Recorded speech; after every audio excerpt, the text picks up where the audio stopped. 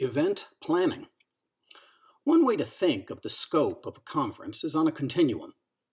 Let's think about this range through the example of a simple get-together and a wedding.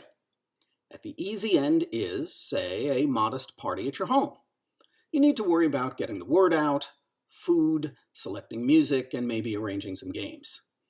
Much more complicated is a wedding, where you may have to rent a venue that you must book in advance. There are invitations to print, a band to vet and book, a complex guest list to curate, seating arrangements to plan, an official to schedule, a photographer to select, a bartender, drinks, and caterer to secure, wedding party outfits to purchase, a rehearsal dinner to plan, and importantly, a budget to work within. A conference can be even more complicated than a wedding for several reasons. The event may span multiple days. You may need a large conference venue, hotel room block, and meeting rooms for various purposes. The lead time can be quite long. There may be paid keynote and other kinds of speakers. There may also be evening or other activities with paid performers or a rented event space. You may have partners and vendors and an exhibit area. Partners may sponsor events and vendors may be charged for booths. This, plus attendee fees, can help defray the cost of the conference. You may need significant audio-visual support.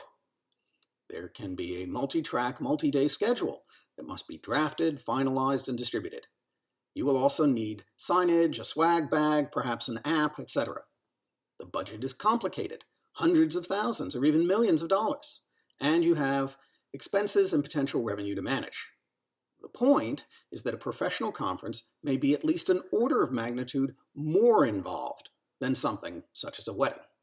Digging a little deeper, if you are tasked with developing a conference, recognize that this is an entire professional field. Of course, you can do something on a small scale, but if you want to do something larger, the issues and costs multiply rapidly. Just a sample of other things to consider. Why is a conference needed? And how does it advance the mission or objectives of the organization? What is the definition of success? What information needs to be disseminated, shared, and developed? Which formats, such as presentations, panels, workshops, etc., are appropriate? Who should attend, and how will they be induced to participate? When should the conference happen, and how does this fit into the company calendar and the national or international holiday calendar? What other industry events will compete with this event? The point is that a conference may sound easy, but can be quite difficult. Always consider the option to start small by having a meeting on the sidelines of some other event.